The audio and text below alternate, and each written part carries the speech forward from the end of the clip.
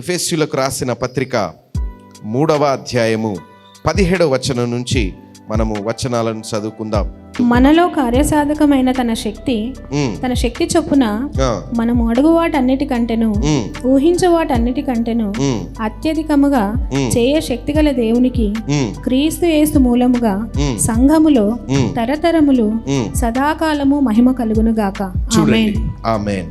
చూడండి, ఈ వచనాన్ని మనం ఒకసారి గమనిస్తే, మనలో కార్య సాధకమయ్యే శక్తి ప్రార్థన ఏంటి అంటే, నీ లోపల కార్యము చేసే శక్తి గలదంట. నువ్వు ప్రార్థిస్తున్నప్పుడు, నువ్వు ప్రార్థన చేస్తున్నప్పుడు, నువ్వు దేవునితో సంభాషిస్తున్నప్పుడు, నువ్వు దేవునితో మిళితమవుతున్నప్పుడు, దేవా నాకు ఇది కావాలి, దేవానికి స్తోత్రం, దేవానికి వందనాలు, దేవానికి నీకే నీ నామానికే వందనాలని నువ్వు ఎప్పుడైతే దేవునికి ప్రార్థిస్తున్నావో, నువ్వు ప్రార్థన చేసే సమయం ఏంటంట, కార్య సాధకమవుతుందంట. హల్లెలూయా. కార్య సాధకం అంటే ఇంగ్లీష్లో మెటీరియలైజ్డ్ అవుతుంది. అంటే నువ్వు ఏదైతే నీ లైఫ్లో మెటీరియలైజ్డ్ కావాలి అనుకుంటున్నావో, ఇది నా లైఫ్లో కనిపిస్తుంది, బాధ, రోగము, శ్రమ, వేదన, అది మెటీరియలైజ్డ్ కావాలి అంటే, ఆ బాధ పోయి సంతోషము మెటీరియలైజ్డ్ కావాలి, ఆ ఆరోగ్యము నాకు మెటీరియలైజ్డ్ కావాలి అంటే, నీ లైఫ్కు కావాల్సింది ఏంటి అంటే ఒక కార్య సాధకం. ఆ కార్య సాధకము మీలో ఏం చేస్తుంది అంటే, ప్రార్థన చేసే వారి లైఫ్లో ఈ యొక్క కార్య సాధకమైన క్రియ జరుగుతుంది. లేకపోతే ఏ క్రియ, ఇప్పుడు నువ్వు పాటలు పాడుతుంటే నీ లోపల కార్యం జరుగుతుందా అంటే, మేబీ జరగవచ్చు, జరగకపోవచ్చు. అన్న వాక్యం వింటే నాలో ట్రాన్స్ఫర్మేషన్ ఉంటుందా అంటే, మేబీ జరగవచ్చు, జరగకపోవచ్చు. కానీ ఒక్కటి మాత్రం వాస్తవము, ప్రార్థన చేసే ప్రతి ఒక్కరి లోపల కార్యం అనేది తప్పకుండా జరుగుతుంది. హల్లెలూయా. అంటే ప్రార్థనకు దేవుడు ఏమిచ్చిండు అంటే ఒకలాంటి శక్తిని ఇచ్చిండు. ప్రార్థనకు దేవుడు ఏమిచ్చిండు అంటే ఒకలాంటి కార్యాన్ని ఇచ్చిండు. ప్రార్థనకు ఒక ఏంటంటే, లేని వాటిని ఏమీ లేదు కదా, అది కార్య సాధకమై నీ లైఫ్లో పనిచేసే కృపనిచ్చిండు. ప్రియమైన దేవుని బిడ్డలారా, కార్య సాధకమయ్యే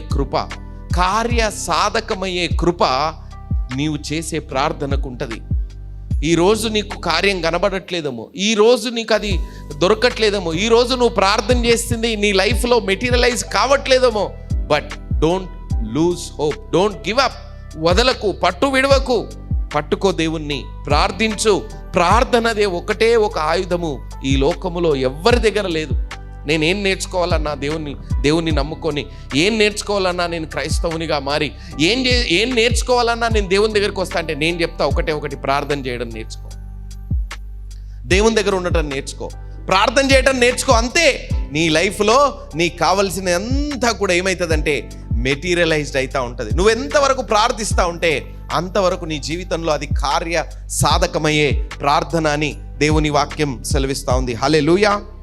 యాకోబు రాసిన పత్రిక 5వ అధ్యాయంలో కూడా మనము ఈ విషయాలను చూసుకుందాం. యాకోబు రాసిన పత్రిక 5వ అధ్యాయం 7వ వచనంలో చదువుదాం అమ్మా. ఇది 7వ వచనం నుంచి. సహోదరులారా, ప్రభు రాకడ వరకు ఓపిక కలిగి ఉండుడి. చూడుడి, వ్యవసాయకుడు తొలకరి వర్షమును కడవరి వర్షమును సమకూడు వరకు విలువైన భూఫలము నిమిత్తము ఓపికతో కాచుకొనుచు దాని కొరకు కనిపెట్టును గదా. ప్రభు రాక సమీపించుచున్నది గనక మీరును ఓపిక కలిగి ఉండుడి, మీ హృదయములను స్థిరపరచుకొనుడి. సహోదరులారా, మీరు తీర్పు పొందకుండా నిమిత్తము ఒకని మీద నొకడు సనుగకుడి. ఇదిగో న్యాయాధిపతి వాకిట నిలిచి ఉన్నాడు. చాలమ్మా, ఇక్కడ ఓపిక గురించి, దేవుని రాకడ గురించి, తీర్పు గురించి, సనగడం గురించి మాట్లాడుతున్నాడు. యాకోబుకు రాస్తూ అపోస్తులైన పౌలు ఈ లెటర్ రాస్తూ మాట్లాడుతున్నాడు. సనుగొద్దు, ప్రార్థన చేస్తున్నప్పుడు ఓపిక కలిగి ఉండాలి. అంతేకాకుండా మీరు తీర్పు తీర్చొద్దు. నేను ప్రార్థిస్తున్నాను యేసు నామములో, ఇగో ఇది అయిపోవాలా, తీర్పు తీర్చొద్దు. ప్రార్థనలో ఇది అయిపోవాలా, వానికి ఇట్లా అయిపోవాలా, ఆయనకి ఇట్లా కావాలా, ఆమెకి ఇట్లా కావాలా. నో, తీర్పు తీరవటం నీ వంతు కాదు. నువ్వు తీర్పు తీర్చడానికి వీల్లేదు ఎవరిని. ఇంకొకటి, ఓపిక కలిగి ఉండాలంట ప్రార్థనలో. ప్రార్థన ఎలా ఉండాలి? ఓపికతో ఉండాలి. నీ లైఫ్లో ఈ రోజులలో నేను చాలాసార్లు చెప్తా ఉంటా, రోబోటిక్ లైఫ్ అయిపోయింది అంతా కూడా. Speed up speed up speed up. ఇట్లా ఆర్డర్ పెట్టగానే ఫుడ్ కావాలి, ఆర్డర్ పెట్టగానే వస్తువులు కావాలి, ఆర్డర్ పెట్టగానే ఏదైనా అయిపోవాలి. అంత స్పీడప్లో ఉన్న ఈ జనరేషన్లో దేవుడు ఏమంటున్నాడంటే, ప్రార్థనలో నువ్వు ఓపికతో వేచి ఉండాలి. నీ పేషెన్స్ నువ్వు ప్రార్థన పైన పెట్టాలి. ఇంకా ఎక్కడ బయట కాదు. నువ్వు ఎక్కడ బయటికి పోయినా నీకు అంతా కూడా స్పీడప్ అవుతుందేమో, కానీ దేవుని దగ్గర నువ్వేం చేయాలంటే, దేవుని టర్మ్కి నువ్వు వచ్చి నువ్వు ఓపికతో వేచి ఉండాలి. రెండో విషయం ఏం చేయాలి అని అంటే, నీవు సనుక్కోకూడదు. నాకేమైంది, నాకు ఎలా అయింది, నా జీవితం ఎలా ఉంది, ఇంత ప్రార్థన చేస్తున్నా ఇంకా నాకు రావట్లేదేంటి, ఇంకే రావట్లేదేంటి అని డౌట్ స్పిరిట్ అయ్యి నువ్వు సనుక్కోకూడదు. సనుగుడు ఉండొద్దు. నీకు తీర్పు తీర్చొద్దు ఒకరి విషయంలో నువ్వు చెప్పొద్దు, ఇది జరగదు, నేను ప్రార్థన చేస్తున్నా, ఇది నాకు రాలేదంటే ఎవరికి రాదు, ఇది నాకు కాలేదంటే ఎవరికి కాదు. నో, తీర్పు తీరటం మన వంతు కాదు. సనుకోవద్దు.